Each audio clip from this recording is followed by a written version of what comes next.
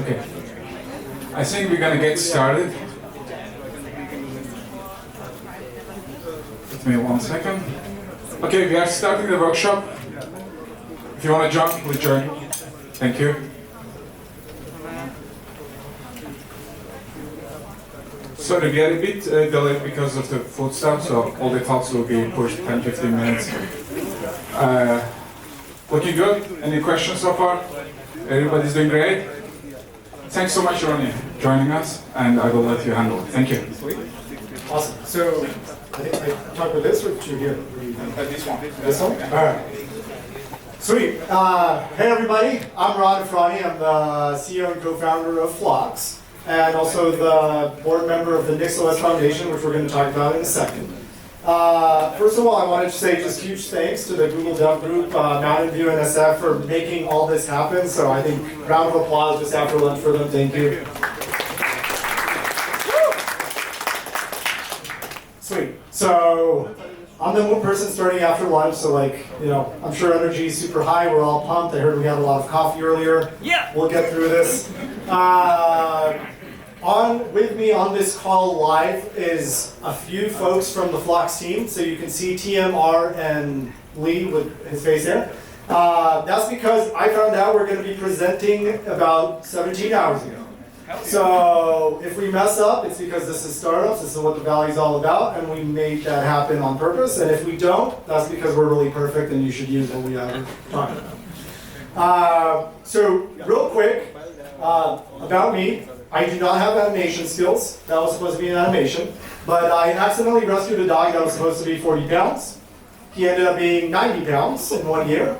So we moved houses now to, see, that makes sense. That was supposed to be the opposite way around. And I live out here in San Jose with my wife. We do a lot of hikes. Prior to running Phlox and the NixOS Foundation, I was running all developer products for Facebook, and before that, startups. So, getting started. Phlox, what is it? I mean, I want to do this pretty quickly because I do want to get to the portion where you get hands-on keyboard and you actually do the meaningful stuff that we care about. But Phlox pretty much is trying to redefine how we do the infrastructure of software. Right, imagine that you don't have to use all the niche package managers, you don't have to mix that up with like a virtual environment. You can just get started. You have one spot, one type of Phlox environment that can be common across your entire stack, that can work across any OS, any metal, and pretty much anywhere you want it. And it's fully reproducible, right? So what that means is that if I'm running an Ubuntu, WSL2, or any Linux-based operating system on my machine, my production, my colleagues are running Macs or whatever it is, I don't need to care anymore about setting those things up. Phlox magifies all of that for you. And kind of on our journey beyond creating these amazing reproducible cross-platform developer environments, we also go into the world of builds, where once you have a Phlox environment, your builds become reproducible, you never rebuild anything twice, everything is perfectly cached, and there's just a lot of wins over there. So, a little bit about our background, bunch of projects inside of Facebook, but the original Phlox was because my co-founder and CTO, Michael Brantley, for about 20 years ran build and release engineering for one of the largest quant funds in New York, called the Shop. And he pretty much brought this open source into the firm, this open source called Nix. Nix wasn't very usable, Phlox was built, and we decided to spin it up to bring this magic to a bunch of other people. So for reference, Phlox is open source. You're going to be able to check it out in a second, and we're going to do the workshop with Tom in a minute here. The main reason that we did all this was because we felt that us as software developers were starting to get a squeeze.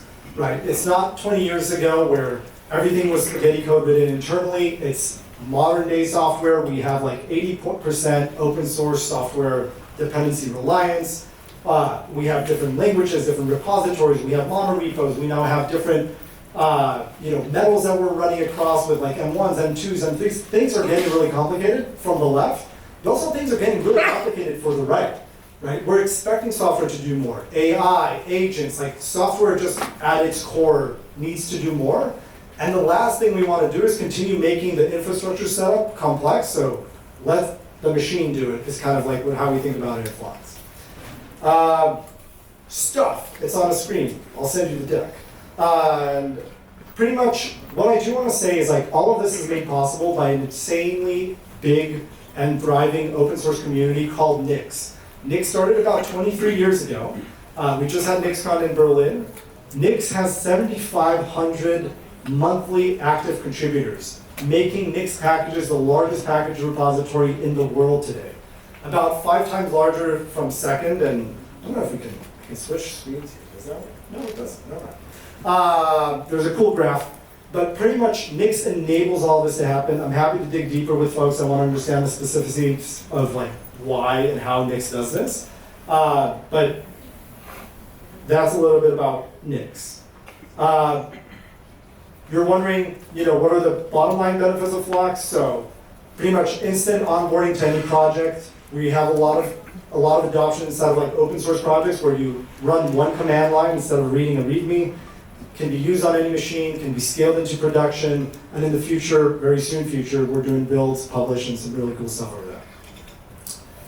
Flux is totally intuitive. You'll see that in the workshops. I'm going to skip this as well. And like I said, coming up next is kind of on the build side.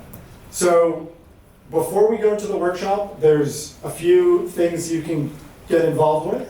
One is the Flux community. So there's about like 10 engineers live right now, just like checking it out if you have questions. Anything is on your mind as I'm talking through this, they're live. They'll be answering from the Flux ecosystem. And the other aspect is if you're working in an organization or a company that's looking to kind of adopt this more widely or check it out, we do have an early access program, and you can ping us wherever you want to get more info about that. Sweet. And here I'm going to hand off the mic to Tom. Tom, can you hear us? I can. All right, let's try this. Let's see if screen sharing virtually from Maryland works.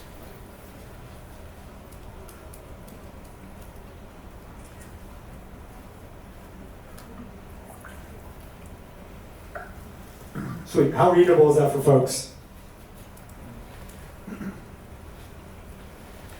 Cool. So we obviously partnered up. There's 3 challenges that we're going to run through. Everyone can do this on your own in the repos that we're running up until now. But Tom is going to help us run through this live. So you can do it at your pace. You can do it with Tom. And any questions you have, I'm around. Folks are online around. And also I picked on AJ because he doesn't have enough to do. AJ, raise your hand. He's right there. And if you also have questions, AJ can also help out. So, Tom, you have the mic. Feel free to go ahead. Okay, hello everyone. So if you want to follow along, there's a repo down here that people can kind of plug to take a look at. And we're in there as session number 3, and we'll just be kind of doing a little bit of discussion, and then we'll do some hands-on. So, well, welcome. Got a little bit of info there from Ron, thank you. And yeah, that's pretty much the idea of, like, let's take some of this kind of the superpowers we can get from this underlying technology, let's bring it to the world. And we're gonna kind of like run through how we use this thing, some of like the niceties, some of the things that we can use, and maybe inspire some people to do some fun things. So yeah, let's kind of get started. We'll do a little bit of overview there. We're going to run through setting up what an environment looks like. We're kind of learn how to initialize these things. Then we'll kind of start using it, play with it, start some services, and run a local like AI stack and kind of show you how to use this in the Go project, things like that. I don't know how the room is set up at the moment, whether or not people there kind of are following along or whether or not this is more of a discussion, but I see some laptops out, so maybe. Yeah, let me know if we need to slow down. If there are any questions, it's kind of hard to see through the thing, but yeah, kind of like run that a little bit. Yeah, so to get started, yeah, pretty much any sort of like Mac, Linux, WSL, machine for this, we have installers for. If you go to our website at floxdev.com or flox.dev, apologies. There's a bunch of installation instructions there you can find. You can also, if you have a Mac, you can install it with root. That works good. Yep, there it is. So there's some instructions about where to go, install flocks, you can brew install flocks, and while that's happening, I'll just kind of keep going through on any problems. I guess you know, like raise some questions or kind of ask locally, follow along. All right, so the first thing we're gonna get started with is, well, like what is flocks itself? I'll kind of give you a quick rundown. Basically, it's a way just for you to like manage and run software. That's it. It sounds pretty simple, but it actually ends up becoming a pretty powerful idea. We want to be able to like run software. We want to be able to kind of run software like without boundaries, and we also want to be able to kind of reuse things in different places. And so we call this concept an environment.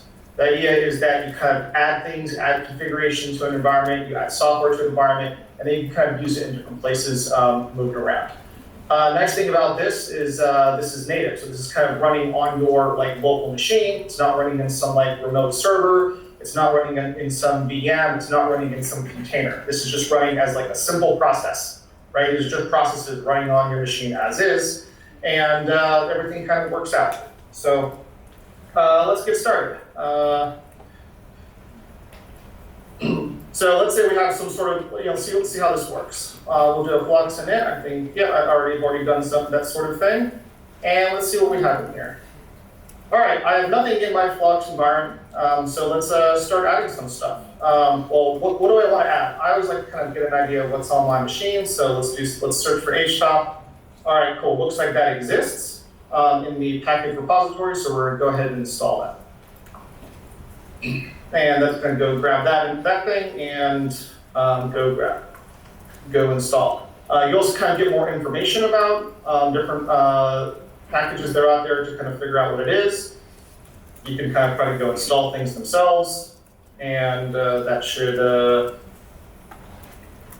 do its thing. And the idea here is that this is also something that's going to work on cross-platform. So whether you're going to be on Mac, whether you're going to be on Linux, kind of wherever you are, the thing you end up with is going to end up working in all those things. Again, like I said, as like as a simple like native process. What else? Yeah, so let's kind of take a look at that. So I can now activate that environment, and I can run htop. Yay! I can see I've got my machine running. Like I'm on a little framework. It's going great. And now we've kind of added that into there. So that's pretty nice. That's kind of working. If I now like exit out of this environment, I have htop installed separately, so that should still work. But once you're inside of it, you're running the version that you have from the inside. So the idea is that when you activate something, then it's available. When you're not in an active environment, it's not there. It's very similar to like virtual environments that you might be familiar with from like the Python ecosystem or something like that. All right, so what else can we do? Once you have this idea of activation, we can activate in different ways. You can activate kind of, rather than starting a subshell that you exit out of, so I've just been kind of entering and exiting, but you could also kind of activate this in place. That sometimes is useful in various situations. You'd also kind of activate this as part of a home directory. So you kind of do some sort of like a brew-like replacement where you have a user-specific package manager, and you add this to one of your like RC files, and it starts up, and you're kind of off to the races. And now you have a way to kind of manage your software. Again, but this case would only be for that particular user. That gives you a little bit of isolation from like other users on a system or something like that. Okay, so let's kind of take a look at you're basically being able to set that up as a like home directory environment. So now let's kind of take a look at some more things. We can install some more stuff. What else can we install? So let's kind of follow along. Let's say like we're brand new and we don't really have anything else in our machines. I can say, hey, I can go install this like whole slew of things. Again, same thing. This is going to go kind of grab the latest versions of all these things as they should exist. They're going to kind of all get recorded into a like .flux directory. And the idea of that is that all this stuff that we're doing manually, imperatively now, we want to record. We want to actually be able to serialize it, because if I'm going to share with someone, I want to be able to like commit this to code. So one way to think about this is that it's software as code. I want to be able to like write these down, lock down the versions, lock down exactly what that environment is, and I can share it with other people because I can now give it to a colleague. Now that colleague is running the same exact software we are. So those are some benefits. Let's go take a look at the Phlox edit. So I talked about the thing that you can share. Well, that's this manifest. Manifest is like a simple tunnel. You can start kind of noticing that we started adding the various things we talked about into here. Great, that's kind of doing its deal. There's also some additional capabilities